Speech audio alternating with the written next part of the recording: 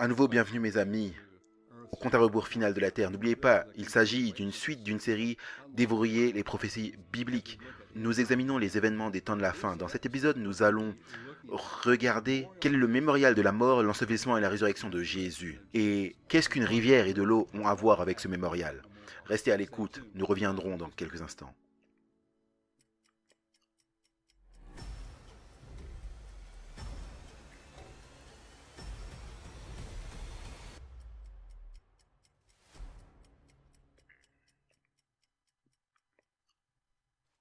C'est bon de vous avoir parmi nous, mes amis.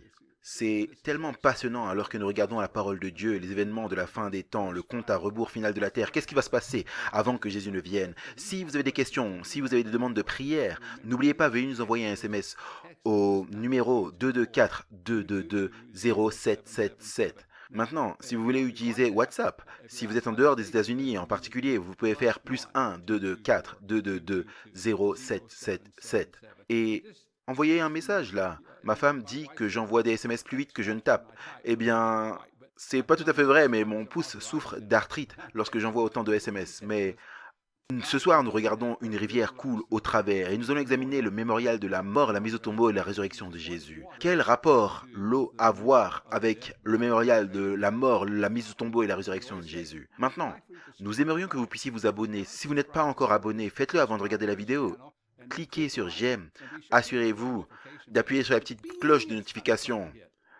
Encore une fois, le dernier sujet, c'était le cadeau le plus coûteux, le don du salut. Maintenant, nous regardons une rivière coule au travers. Vous allez apprécier ce sujet alors que nous étudions ce que l'eau a à voir avec le coût de ce don et comment cela transcende. Et quel est le mémorial de la mort, la mise au tombeau et la résurrection de Jésus. Rappelez-vous, tout tourne autour de Jésus. Cette série et tout ce dont nous parlons concerne Jésus. Si il n'y avait pas ce tombeau vide à Jérusalem, je ne serais pas là et vous non plus.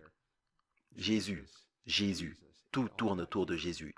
Et ses disciples, juste à l'extérieur de Jérusalem, comme nous l'avons dit, jusqu'au mont des Oliviers, vous tournez vers Béthanie avec ses disciples 40 jours après la résurrection. Il est avec eux et il monte au ciel.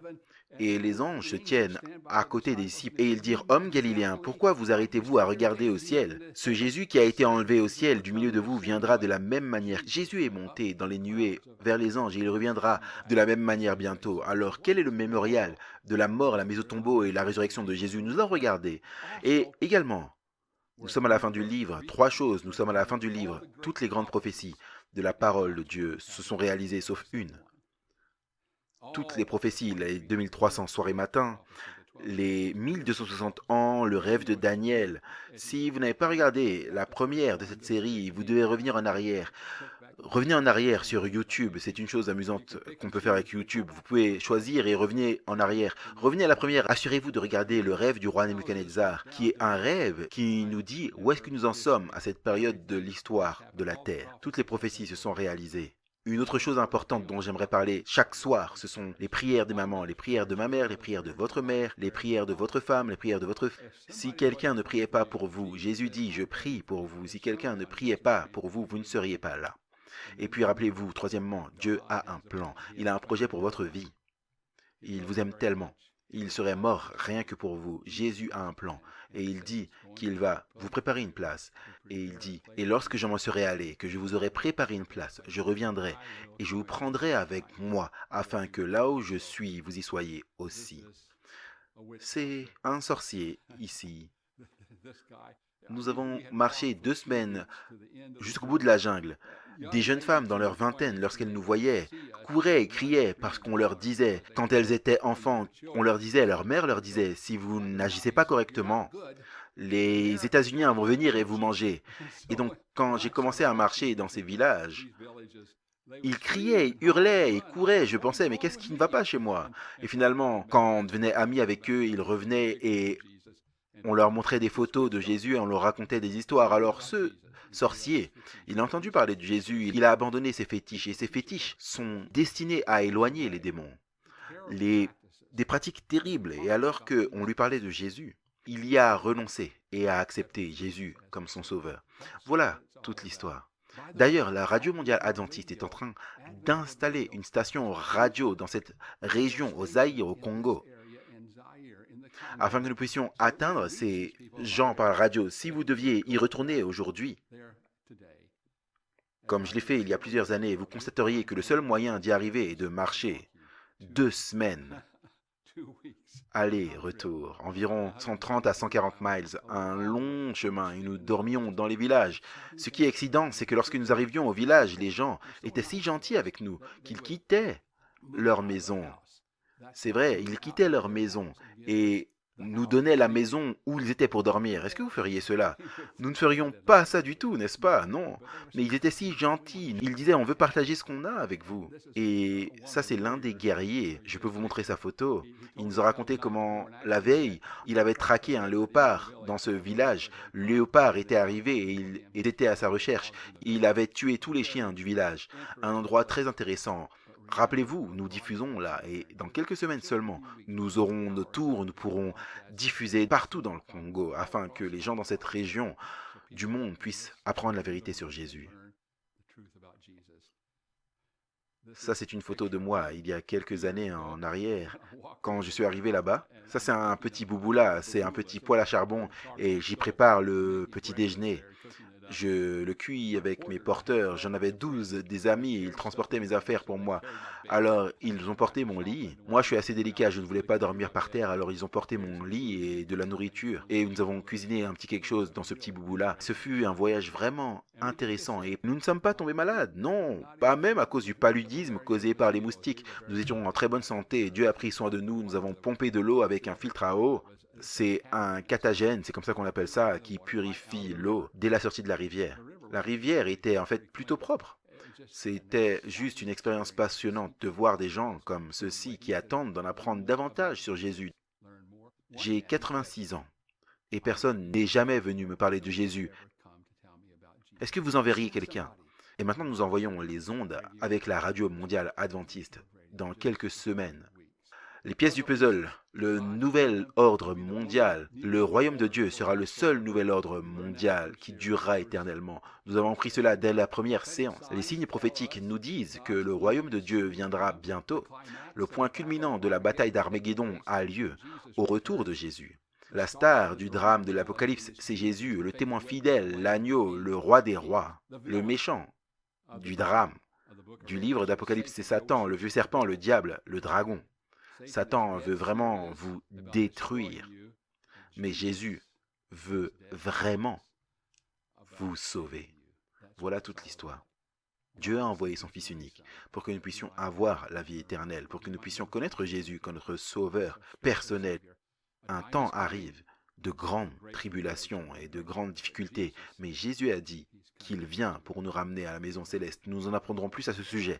Prions ensemble. Cher Seigneur, merci beaucoup pour ce cadeau le plus coûteux. Nous avons étudié ce sujet. Merci pour la Bible, car nous pouvons en apprendre davantage sur ce qui va se passer dans le futur.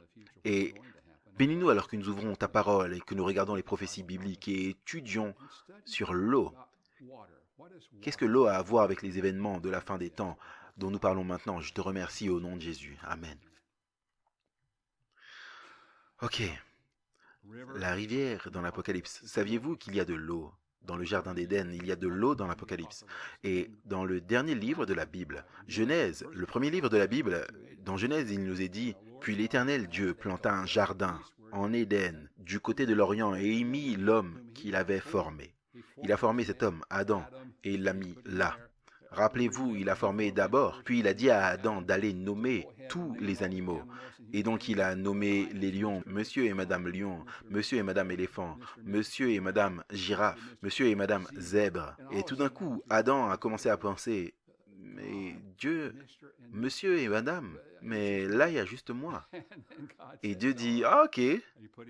Il a endormi, il a pris une côte de son côté et créa Ève. Et quand il s'est réveillé, il l'a appelée femme, mais je ne pense pas qu'il ait dit femme, je pense qu'il a dit waouh, wow man. Il était tellement enthousiaste de voir Ève, elle devait être très belle. Et un jour au ciel, nous ferons la connaissance d'Adam et Ève. J'ai hâte, pas vous? Il forma donc Adam et Ève là dans le jardin. Puis il est dit, l'Éternel Dieu fit pousser du sol des arbres de toute espèce, agréables à voir et bons à manger. et l'arbre de la vie au milieu du jardin et l'arbre de la connaissance du bien et du mal. Un fleuve sortait d'Éden pour arroser le jardin. Donc il y a une rivière. Passons maintenant dans l'Apocalypse, le dernier livre de la Bible. Ça, c'était le premier livre, Genèse. Il y a une rivière. Et dans le dernier livre de la Bible, il y a une rivière également. Apocalypse 22, 1 et 2, il me montra un fleuve d'eau de la vie, limpide comme du cristal, qui sortait du trône de Dieu et de l'agneau. Au milieu de la place de la ville et sur les deux bords du fleuve, il y avait un arbre de vie, produisant 12 fois des fruits, rendant son fruit chaque mois, et dont les feuilles servaient à la guérison des nations. Un fleuve de vie dans le jardin d'Éden, un fleuve de vie dans le nouvel Éden. Dans le livre de l'Apocalypse, ainsi au ciel, il y aura un fleuve de vie. Dans le jardin d'Éden, il y avait un fleuve de vie. Waouh! Dieu a un plan qui implique une rivière, qui implique de l'eau. Entre le paradis perdu et le paradis restauré, il y a d'abord une rivière et de l'eau. Lisons ça dans Matthieu 3, 13 à 17. Alors Jésus vint de la Galilée au Jourdain vers Jean pour être baptisé par lui.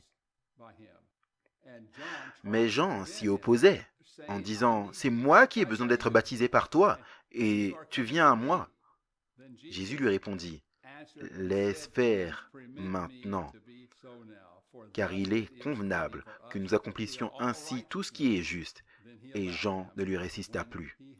Dès que Jésus eut été baptisé, il sortit de l'eau. Et voici, les cieux s'ouvrirent, et il vit l'Esprit de Dieu descendre comme une colombe et venir sur lui. Et voici une voix fit entendre des cieux ces paroles. « Celui-ci est mon Fils bien-aimé en qui j'ai mis toute mon affection. N'auriez-vous pas aimé être là lorsque Jean-Baptiste baptisa Jésus dans le fleuve du Jourdain, juste à l'extérieur de Jérusalem. Vous traversez la vallée du Cédron et vous continuez jusqu'au bas du Jourdain, en bas. En fait, il se jette dans la mer morte, qui est le point le plus bas de la terre, donc une sacrée descente à quelques milliers de pieds, de Jérusalem jusqu'au Jourdain. Et là, Jésus fut baptisé par Jean.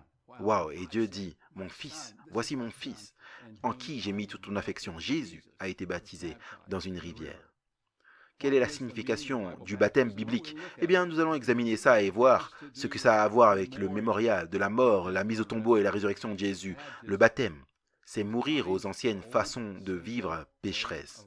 C'est une nouvelle vie, une résurrection qui consiste à apporter nos péchés dans le tombeau liquide et à ressusciter hors de l'eau pour marcher dans une vie nouvelle. Waouh, c'est passionnant et excitant. Maintenant, Romains 3, 6, versets 3 et 6 nous donne la théologie. Il nous donne la raison de pourquoi c'est important de participer à la mort, la mise au tombeau et la résurrection de Jésus par le baptême. Remarquez ce qui est dit ici. Romains 6, 3 à 6.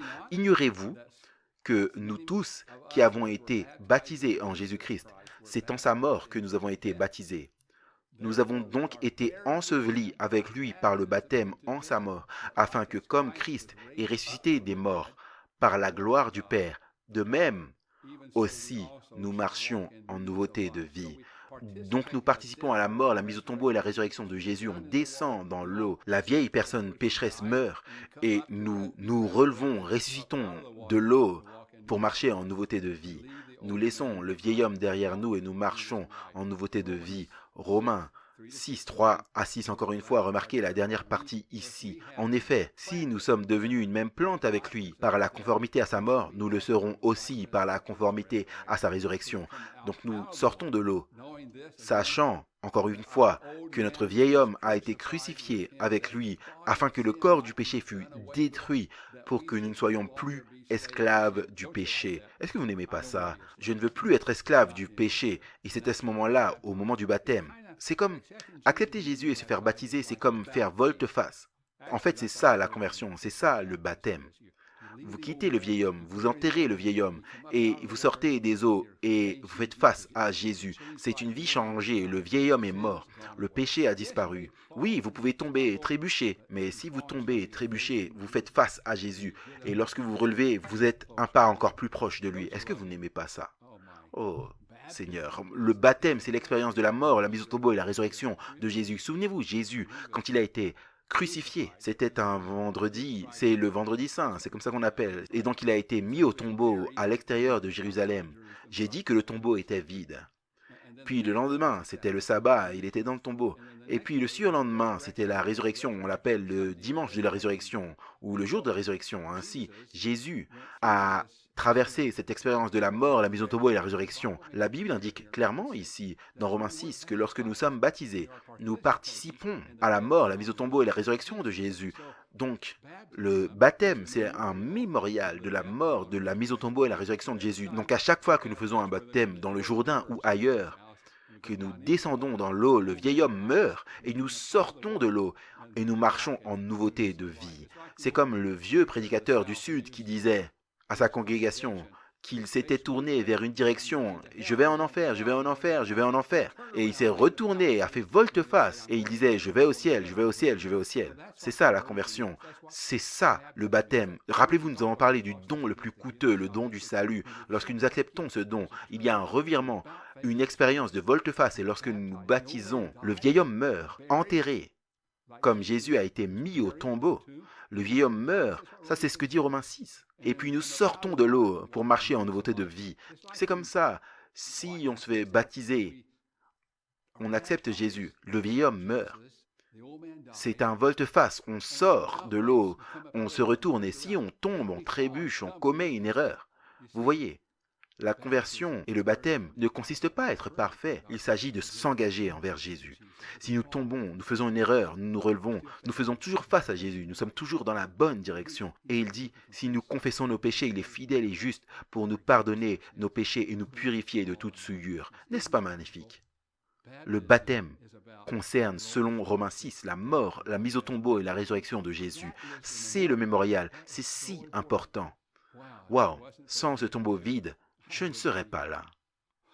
Le baptême m'aide à participer à la mort, la mise au tombeau et la résurrection de Jésus. Le mémorial de la résurrection de Jésus, c'est le baptême. Le mémorial de la mort, la mise au tombeau et la résurrection de Jésus, c'est le baptême. Je vais vous montrer une photo du Jourdain. Il n'y a pas si longtemps.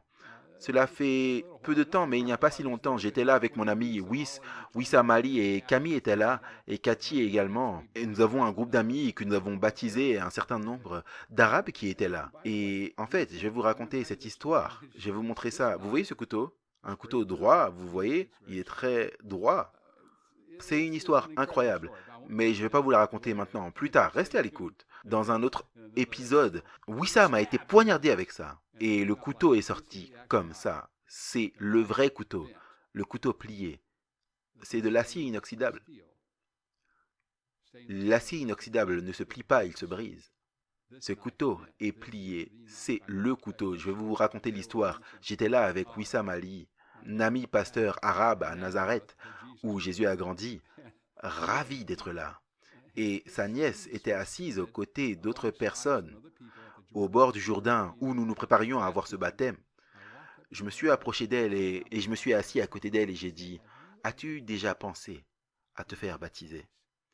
Et elle a dit, « Oui, je l'ai fait. » Et j'ai dit, « Est-ce que tu veux être baptisé maintenant ?»« Oh oui. » Et j'ai dit, « Est-ce que je peux te baptiser ?»« Bien sûr. » Alors, j'ai baptisé la nièce de Wissam, une jeune femme arabe, une magnifique jeune femme. Voici une photo d'elle, là, dans la rivière du Jourdain. C'était vraiment passionnant de la voir sortir de l'eau du Jourdain. Ce n'était pas la première fois que j'y baptisais des gens. Il y a quelques années, nous étions missionnaires en Afrique, comme je vous l'ai dit. Nous rentrions chez nous. Nous étions sur le chemin, nous nous sommes arrêtés à côté d'Israël et ma fille, Deney, avait 12 ans. Et nous sommes allés à la rivière du Jourdain. Nous avons changé de vêtements et nous sommes descendus. Et j'ai baptisé ma fille, Deney, dans la rivière du Jourdain, où Jésus a été baptisé. N'est-ce pas passionnant? Alors quand nous sommes baptisés, nous descendons dans l'homme. Le vieil homme meurt, nous sortons de l'eau pour être ressuscités et marcher en nouveauté de vie. Nous sommes face à Jésus. En fait, le mot baptême, en grec, c'est baptizo. Et ça signifie plonger, être plongé. J'ai un ami à Lumumbashi, c'était Elisabethville au Congo, au Zaïre. Son nom était Ditereros. Il venait de Grèce, d'Athènes. Et je lui ai dit un jour, que veut dire le mot baptizo, baptême en grec? Et il dit, oh, ça veut dire tremper, ça veut dire tremper. C'est un peu comme plonger une viennoiserie dans une boisson chaude. C'est donc le fait de tremper, c'est ce que signifie le mot baptême. Si c'est dans la Bible, je le crois.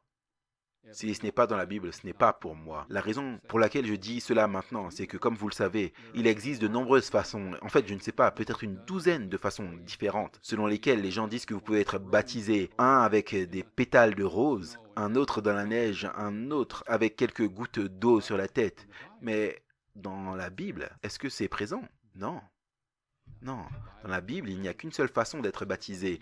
Et c'est comme Jésus l'a été. Si c'est dans la Bible, je le crois. Si ce n'est pas dans la Bible, ce n'est pas pour moi. Vous verrez de nombreuses images différentes et des histoires que vous avez entendues sur des personnes être baptisées. Le cardinal James Gibbons a dit ceci. Pendant plusieurs siècles après l'établissement du christianisme, le baptême était généralement conféré par immersion. Mais depuis le XIIe siècle, les choses ont changé. L'Église a changé, la tradition est arrivée. C'est devenu plus pratique d'asperger les gens ou de toucher leur tête. Intéressant, n'est-ce pas? Si vous regardez l'histoire, il s'agit d'une église à Philippe, une église chrétienne du 1er siècle. Et c'est un baptistère qui a été déterré là par les archéologues. Il baptisait par immersion, tout comme Jésus dans le Jourdain. Ça, c'est en Afrique. Il s'agit ici d'une peinture murale africaine du 4e siècle, représentant Jésus baptisé dans le Jourdain. C'est ce que dit la Bible. Au fait, ça, c'est la tour penchée de Pise. Certaines personnes dans mon pays pensent que c'est de là que vient la pizza, mais non, c'est pas pizza, c'est Pise, la tour penchée de Pise. Et derrière la tour penchée de Pise, il y a un baptistère du XIIe siècle qui a été découvert. Donc les gens baptisaient après l'époque de Jésus par immersion. Cependant, cela a changé, l'Église a changé, ça a changé et maintenant l'Église chrétienne a tout mélangé. Mais rappelez-vous ce que nous avons dit concernant la Bible. Si c'est dans la Bible, je le crois. Si ce n'est pas dans la Bible, ce n'est pas pour moi. Le baptême est mentionné plus de 80 fois dans le Nouveau Testament. Je vous montre ici une photo de Nicodème. Il est venu voir Jésus de nuit parce qu'il était un peu gêné. Je suppose que c'était l'un des chefs religieux. Il était ce qu'on appelle un sadducéen. Un sadducéen. Il ne croyait pas à certaines choses, comme le faisaient les pharisiens. Il y avait des disputes entre eux. Par exemple, il ne croyait pas en la résurrection. J'aime dire aux gens que si vous voulez vous rappeler de ce en quoi croient les Sadducéens, rappelez-vous simplement qu'ils étaient sades, tristes, parce qu'ils ne croyaient pas en la résurrection. Jean 3,3, nous y voici la conversation que Jésus a avec Nicodème. Jésus lui répondit, en vérité, je te le dis, si un homme ne naît de nouveau, il ne peut pas voir le royaume de Dieu. Encore une fois, je vous dis la vérité. En vérité, je te le dis, si un homme ne naît d'eau et d'esprit, il ne peut entrer dans le royaume de Dieu. Celui qui croira et qui sera baptisé sera sauvé. Alors Jésus dit très clairement à Nicodème, là encore dans Marc 16, celui qui croira et sera baptisé sera sauvé. Vous devez être baptisé, donc c'est très important selon Jésus, selon la Bible. Et si c'est dans la Bible, je le crois. Et si ce n'est pas dans la Bible, ce n'est pas pour moi. Alors le mémorial ou la résurrection de Jésus, c'est le baptême. Le mémorial de la mort, la mise au tombeau et la résurrection de Jésus, c'est le baptême. Et chaque fois que nous nous faisons baptiser, nous nous souvenons que c'est un mémorial et nous participons à la mort, à la mise au tombeau et la résurrection de Jésus. J'ai une petite histoire. Cathy et moi étions à Mindoro dans une zone côtière. Il y a une petite zone de villégiature. Et nous étions là, nous marchions sur la plage. On aime se promener sur la plage là-bas. C'était exactement aux Philippines. Et un jeune garçon est venu et il avait un bateau. Et cela m'a rappelé une histoire que j'ai lue une fois. Ça s'appelle Two Times Mine. Et c'est une petite histoire passionnante. Il s'agit d'un petit garçon. Il allait à la rivière, à un petit lac près de sa maison. Et il avait un petit bateau que lui et son père avaient fabriqué ensemble. Et il le faisait naviguer. Et c'était tellement amusé. Et donc ce petit garçon, il avait un bateau et je lui ai dit, laisse-moi prendre une photo de toi et je te raconterai une histoire. Donc il faisait naviguer son bateau et un jour le vent l'a attrapé et l'a projeté à travers le lac et a cassé la ficelle. Il a couru de l'autre côté du lac à la recherche de son bateau. Mais il était parti. Le lendemain, il était en ville et il marchait vers la ville. Il a vu son bateau dans la vitrine d'un magasin. Alors, il est entré, il a dit au propriétaire du magasin, il a dit, excusez-moi, monsieur, mais c'est mon bateau. Et le propriétaire du magasin lui a dit, mais de quoi tu parles? C'est mon bateau, je l'ai acheté hier à un petit garçon comme toi, hier. Si tu le veux, il va te coûter $5. Oh non, mais vous ne comprenez pas, c'est mon bateau. Et le propriétaire lui dit, tu ne comprends pas, je l'ai acheté. Maintenant, c'est mon bateau et tu dois me le payer. Et donc il était très contrarié, il est rentré chez lui et il a ouvert sa petite tirelire et ses petites économies et il a trouvé 5 dollars. Et il est revenu et il a posé les 5 dollars sur le comptoir et il a dit au propriétaire du magasin, Monsieur, je vais acheter mon bateau. Et alors qu'il est rentré à la maison, il a regardé au bateau et il a dit au bateau, tu es 2 fois à moi. Je t'ai créé et je t'ai acheté. Tu es 2 fois à moi. Ma femme Cathy a une petite chanson qu'elle aime vraiment chanter au sujet de 2 fois à moi. Je vais lui demander de la chanter maintenant. Écoutez attentivement.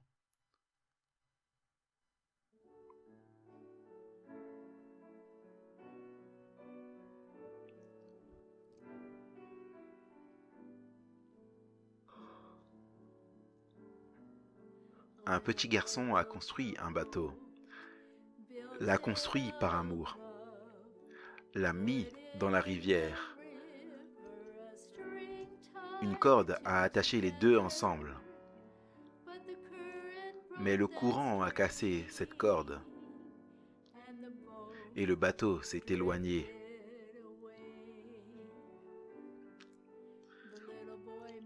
Le petit garçon a fait une promesse, une larme à l'œil. Un jour, il récupérerait son bateau et réunirait les deux. Eh bien, ce n'a pas pris trop longtemps. Quand il a vu le bateau dans la vitrine d'un magasin, eh bien, il a économisé tout son argent et il a acheté le bateau. En s'éloignant, on pouvait l'entendre dire, maintenant, tu es à moi, 2 fois à moi. Une fois parce que je t'ai créé, une fois parce que je t'ai acheté. Maintenant, tu es à moi, 2 fois à moi. Les 2 fois parce que je t'aime tellement.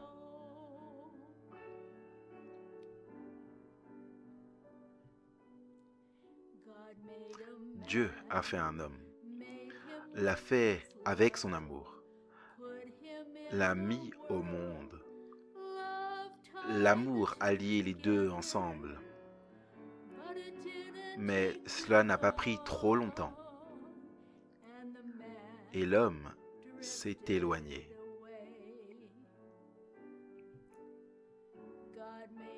Dieu a fait une promesse de son trône là-haut. Un jour, il récupérerait l'homme et réunirait les deux. Cela n'a pas pris trop longtemps. Quand il a envoyé Jésus, son Fils unique, eh bien, il a sacrifié son Fils ce jour-là.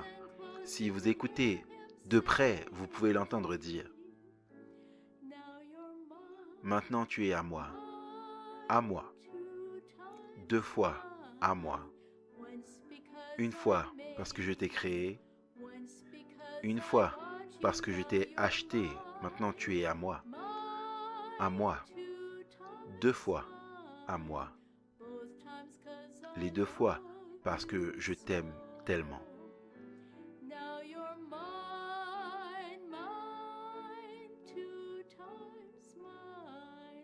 Once because I made you, once because I bought you, now you're mine, 2 times mine, both times 'cause I love you so, both times 'cause I love you so. Don't you know? Ne sais-tu pas que Dieu t'aime tellement?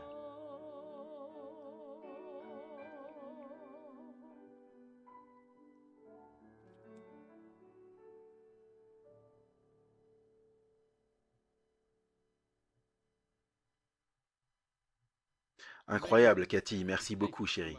C'était magnifique. Dieu dit, tu es 2 fois à moi. Une fois parce que je t'ai créé, une fois parce que je t'ai acheté avec son sang. Lorsque nous participons à la mort, la mise au tombeau et la résurrection de Jésus, nous disons, oui Seigneur, merci pour le don du salut. Merci de nous avoir rachetés avec le sang de Jésus. Donc maintenant, combien de types différents de baptêmes sont dans la Bible? Nous avons dit qu'il n'y en avait qu'un seul type. Comme Jésus a été baptisé, eh bien, que dit la Bible? Il n'y a qu'un seul corps. Voici le texte. Éphésiens chapitre 4, versets 4 et 5. Il y a un seul corps et un seul esprit, comme aussi vous avez été appelés. Il y a un seul Seigneur, une seule foi, un seul baptême. Donc il n'y en a pas 10, 12, 20, non.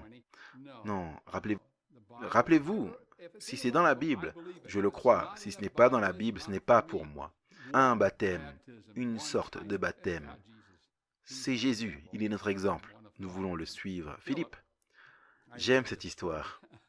Le Seigneur lui a parlé, il lui a dit, il y avait cet homme d'Éthiopie, en fait, c'était un commerçant pour la reine d'Éthiopie. Il était sur un char, il allait de Jérusalem vers l'Éthiopie, le long de la côte méditerranéenne. Et ainsi, il a été pris par l'Esprit, il est dit. Alors Dieu lui dit d'y aller, et il part, et il a couru. C'est ce que la Bible dit. Il devait peut-être être un athlète. Il devait être en bonne forme, bien meilleur que moi. Il courait à côté du char, et il pouvait entendre l'eunuque éthiopien lire dans Ésaïe 53 à propos de Jésus mourant pour nos péchés. Et il dit, hey, est-ce que tu comprends ce que tu lis? Et l'Éthiopien a dit, non, mais j'aimerais bien que quelqu'un vienne ici et me l'explique. Donc il arrête le char et Philippe lui explique concernant Jésus.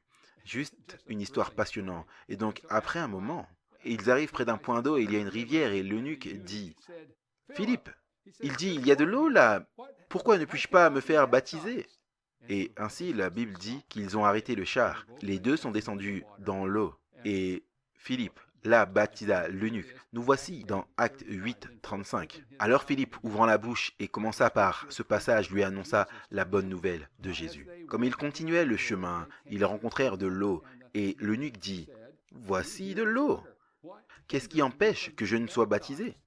Philippe dit, « Si tu crois de tout ton cœur, cela est possible. » L'eunuque répondit, « Je crois que Jésus-Christ est le Fils de Dieu. » Il fit arrêter le char. Ça, c'est Acte 8, 38. Philippe et l'eunuque descendirent tous deux dans l'eau et Philippe baptisa l'eunuque. Donc c'est très clair dans le Nouveau Testament. C'est très clair que Jésus a été baptisé dans le Jourdain, dans l'eau. Il a été plongé dans l'eau et est remonté dans l'eau. C'est très clair. Philippe, là encore, nous le voyons faire la même chose et encore et encore. C'est clair pour nous comment le baptême doit être donné. Un Indien en Amérique du Nord, il y a plusieurs années, eh bien, il a été initié au christianisme par un chrétien, un missionnaire qui lui a donné une Bible et il a lu la Bible. Et des années plus tard, un autre missionnaire est venu et lui a parlé de Jésus. Il a dit, je connais tout cela. Et le missionnaire a dit, eh bien, peut-être devriez-vous vous faire baptiser. Ok, a dit l'Indien. Et le missionnaire a sorti une tasse et il a regardé la tasse et l'Indien a dit, et il regarde à la tasse et l'Indien dit, Indien a lu mauvais livre.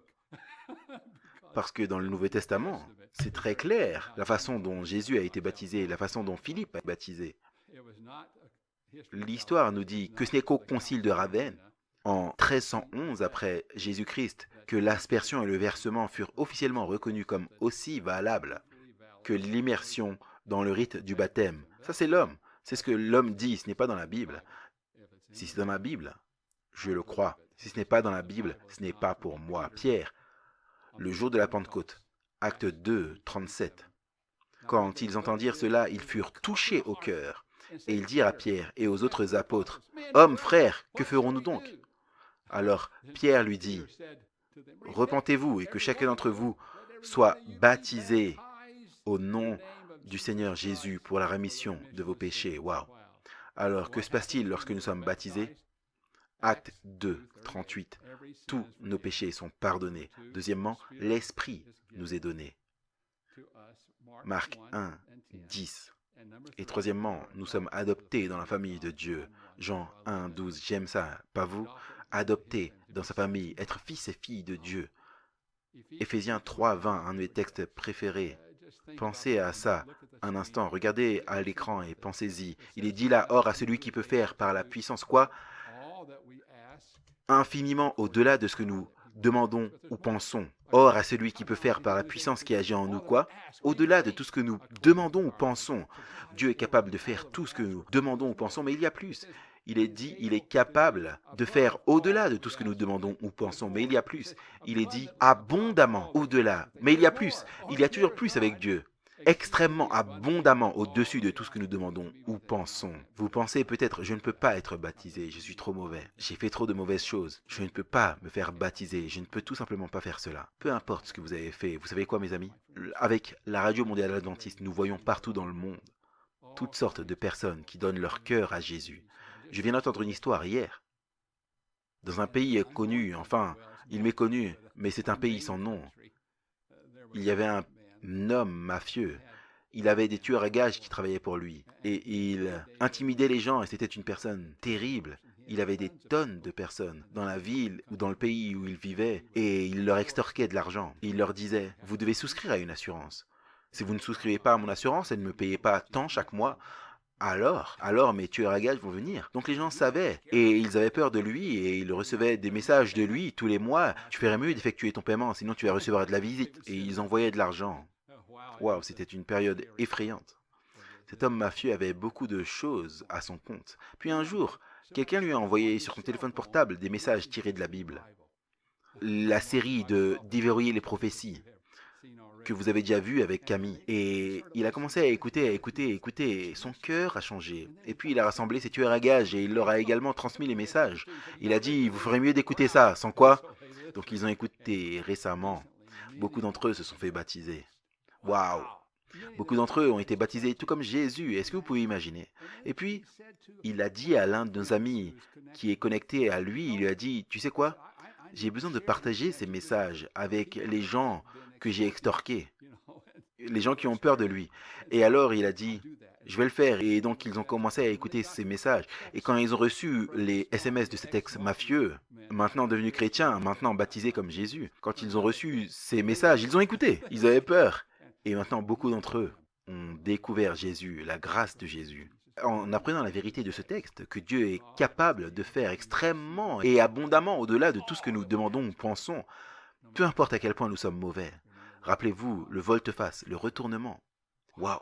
Rappelez-vous la Bible, il y a une histoire à propos d'une dame prise en flagrant délit d'adultère et on l'a amenée, on l'a jetée aux pieds de Jésus. Je n'arrive pas à comprendre. Peut-être que certains d'entre vous pourraient m'envoyer un SMS et me dire comment cela s'est produit, mais cette femme a été surprise en flagrant délit d'adultère, mais l'homme n'a pas été pris. Comment est-ce que ça marche? Quoi qu'il en soit, elle a été prise en flagrant délit. Ils l'ont jetée aux pieds de Jésus. Jésus se penche et commence à écrire. Il écrivait les péchés de ceux qu'il avait attrapés. Et tout d'un coup, ils sont tous partis. Et Jésus dit, femme, où sont ceux qui te condamnent? Et elle regarde autour d'elle et ils sont tous partis. Et elle dit, il n'y a personne, Seigneur, ils sont partis. Et il dit, moi non plus, je ne te condamne pas. Va et ne pêche plus. C'est ce que Jésus dit. C'est là, c'est comme au baptême, une question de virage, la conversion. Va et ne pêche plus. Une personne devrait-elle un jour être rebaptisée? Quelqu'un m'a demandé. Eh bien, Paul à Éphèse, dans Acte 9, verset 2, il leur dit, avez-vous reçu le Saint-Esprit lorsque vous avez cru? Dans Acte 19, 2, il est dit, nous n'avons pas même entendu dire qu'il y ait un Saint-Esprit. Et il dit, de quel baptême avez-vous donc été baptisés? Et ils répondirent, du baptême de Jean. Alors Paul dit, Jean a baptisé du baptême de repentance, disant au peuple de croire en celui qui venait après lui, c'est-à-dire en Jésus. Sur ces paroles, ils furent baptisés au nom du Seigneur Jésus. Vous voyez, ils ont appris plus de vérité. Donc si vous apprenez plus de vérité, alors vous pouvez être rebaptisé. Remarque qu'une personne peut désirer être rebaptisée. S'ils ont été baptisés une fois, mais ils se sont éloignés de Christ, maintenant ils désirent retourner à Christ. Ou deux, que Dieu les a conduits vers une nouvelle vérité. Il est donc normal d'être rebaptisé. Le baptême ne signifie pas que vous êtes parfait, ça signifie que vous êtes engagé envers Jésus. Romains 6. Rappelez-vous encore le mémorial de la mort, la mise au tombeau et la résurrection de Jésus, c'est le baptême. N'est-ce pas magnifique? Oui, nous sommes deux fois à lui, nous sommes deux fois siens. Il nous a créés, il nous a achetés avec son sang. C'est le don du salut, le don spécial. Voici une photo de moi. Quand j'étais aux chutes Victoria au Zimbabwe, juste de l'autre côté du pays, Livingstone, en Zambie. Nous avons eu une grande réunion là-bas, beaucoup de gens sont venus lors de nos réunions AWR que nous organisons partout dans le monde. C'était merveilleux. Mais nous sommes allés voir, mon ami le docteur Bob Peck et moi sommes allés voir la piscine où nous allions avoir le baptême et nous avons regardé. J'ai dit, ah, regarde cette eau. Elle n'a pas l'air bonne. Alors j'y suis allé et j'ai acheté de l'eau de Javel et j'ai jeté 2 ou 3 gallons d'eau de Javel dans la piscine. Et nous avons eu un merveilleux baptême. Plus de 1000 personnes ont été baptisées. Ensuite, le lendemain, j'ai regardé mes vêtements. Vous savez, j'ai laissé ces vêtements à Livingstone, en Zambie, parce qu'ils étaient tout décolorés. Alors Jésus, c'est celui qui décolore les péchés de nos vies. Nous pouvons venir à lui.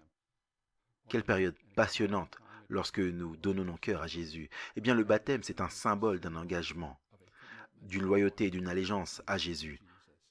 Certains de mes amis en Tanzanie attendent la venue de Jésus. Jésus revient bientôt. Ne l'aimez-vous pas? Ne voulez-vous pas être prêt à le rencontrer? Avancez et décidez, oui, que vous voulez le suivre et être baptisé. Si c'était assez bon pour Jésus d'être baptisé, c'est assez bon pour moi de l'être. Acte 22:16, c'est l'appel. Et maintenant, que tardes-tu? Lève-toi et sois baptisé. Lavé de tes péchés en invoquant le nom du Seigneur. Alors, Jésus, le Seigneur, nous dit que nous devrions nous lever et nous faire baptiser. C'est une photo passionnante en fait, d'un pont à Dikessi. Dikessi est loin de notre centre missionnaire au Congo où nous étions là en tant que missionnaires. Et maintenant, nous diffusons notre signal dans cette zone avec la radio mondiale adventiste. Eh bien, je suis allé à Koka-Loka et ensuite j'ai dit aux gens, je reviendrai dans 2 jours pour un baptême. Et les gens m'ont mal compris, ils ont compris 3 jours. C'est un pont que j'ai dû traverser. Alors vous preniez les planches, on les a mis ici, on a traversé, on a transporté sur environ 1,5 km et nous avons déposé à nouveau à travers l'autre pont. Je suis tombé à l'eau, j'ai soulevé le Land Rover et j'ai continué. Nous sommes arrivés au village là-bas et nous avons dit aux gens, nous allons faire ce baptême. Mais certains d'entre eux ont mal compris, ils ont réfléchi, ils ont pensé au lendemain. Alors Bertha et ses amis sont venus et ont dit, oh non, non, non, non, baptisez-nous, il faisait presque nuit. J'avais un emploi du temps et je devais prendre un avion de retour à Dikessi City. Et alors j'ai dit, oh, je suis désolé. Mais nous vous attendions depuis. Je suis désolé, mais nous reviendrons. Alors Bertha et ses amis se sont mis à marcher. Nous avons continué à conduire et nous avons parcouru environ 30 km. Et Bertha et ses amis ont commencé à marcher. Elle savait qu'il y avait un arbre qui était tombé au milieu de la route. Et elle s'était dit que lorsqu'on va arriver là-bas, on devrait faire demi-tour et revenir pour les voir et les baptiser. Eh bien, quand on est arrivé à l'endroit où l'arbre était tombé, Siméon était là et il l'a coupé avec sa machette et l'a poussé sur le côté. Donc on a continué à conduire et Bertha et ses amis ont continué à marcher. Toute la nuit, elles ont marché. Le lendemain matin, je me suis réveillé et je n'oublierai jamais. À la cabane où je dormais, la maison qu'on m'avait donnée pour dormir, Bertha m'a dit, après avoir marché toute la nuit, Pasteur, vas-tu me baptiser maintenant? J'ai répondu, bien sûr. Tu dois me dire pourquoi tu as marché toute la nuit pour te faire baptiser. Elle a dit ceci, je ne l'oublierai jamais. Elle a dit, Pasteur, j'en ai tellement marre de ce vieux monde. Je veux rentrer chez moi et voir Jésus. Je veux rentrer chez moi et voir Jésus. Waouh, ça a touché mon cœur. J'ai baptisé Bertha, là à Dikessi, au plaisir de la voir à la résurrection. Waouh, c'était tellement passionnant quand on y pense. Je ne pensais jamais avoir vu ce genre d'enthousiasme, cette joie, cet engagement auparavant. Et puis nous sommes arrivés à Mindoro il y a quelques années aux Philippines et nous avions un grand lit, nous diffusions la radio mondiale adventiste partout dans les montagnes aux alentours. C'était incroyable et beaucoup de gens voulaient se faire baptiser. 20 d'entre eux ont marché. 20 d'entre eux ont marché. Non pas 30 km, mais 70 km. Pouvez-vous imaginer cela? Je n'ai jamais rien vu de pareil auparavant. Pour se faire baptiser, c'était tellement excitant de les voir baptisés là-bas, à Mindoro, plus de 70 km. Waouh! Alors, qui devrait être baptisé? Eh bien, si vous n'avez jamais été baptisé comme Jésus, vous devez vous faire baptiser. Si vous avez été baptisé mais vous vous êtes éloigné, vous devez être rebaptisé. Et si vous avez appris une nouvelle vérité, alors vous devez vous faire baptiser ou rebaptiser. Ne l'aimez-vous pas? N'aimez-vous pas tellement Jésus-Christ? Ne lui dites pas non. Pourquoi attendez-vous dans la vie? Paul dit, levez-vous et soyez baptisés. Levez-vous et soyez baptisés. Alors envoyez-nous un SMS. Oui, envoyez-nous un SMS ou WhatsApp. +1 224 222 0777 ou simplement un SMS. 224 222 0777. Oh mes amis, ne dites pas non à Jésus. Avez-vous pensé à vous faire baptiser? Avez-vous pensé à être baptisé? Levez simplement la main et prenez votre téléphone et envoyez-nous un SMS. Envoyez-nous un SMS et dites: priez pour moi, je veux en savoir plus sur le baptême. Priez pour moi, je veux organiser mon baptême. Priez pour moi afin que je puisse être baptisé bientôt. Envoyez-nous simplement un message: priez pour moi. 224 222 0777 ou sur WhatsApp +1 224 222 0777. Prenez votre petit téléphone, prenez une capture d'écran ou appuyez simplement sur pause sur YouTube et notez les chiffres et envoyez-nous un message. Nous sommes impatients d'avoir de vos nouvelles. La prochaine session sera une relique découverte dans le livre de l'Apocalypse. Vous ne voulez pas manquer cela parce que nous allons parler davantage sur les monuments commémoratifs, Alors assurez-vous de rester à l'écoute pour la prochaine session la semaine prochaine. Prions ensemble. Cher Seigneur, merci beaucoup pour ton amour. Merci pour Jésus qui est mort pour moi, pour nous, au calvaire. Seigneur, je vois l'importance de participer à la mort, à la mise au tombeau et la résurrection de Jésus, d'être baptisé comme il a été baptisé. Je veux être baptisé aussi. Seigneur, je prie simplement pour que tu me donnes le courage d'aller de l'avant et d'être baptisé comme Jésus. Je te remercie au nom de Jésus. Amen. Rendez-vous à la prochaine séance. Soyez bénis. Rappelez-vous, Jésus vous aime. Thank you for watching. If you want to learn more Bible truth, I invite you to subscribe below. Also click here to watch Earth's final countdown in full. And click here to watch one of my favorite videos. God bless you.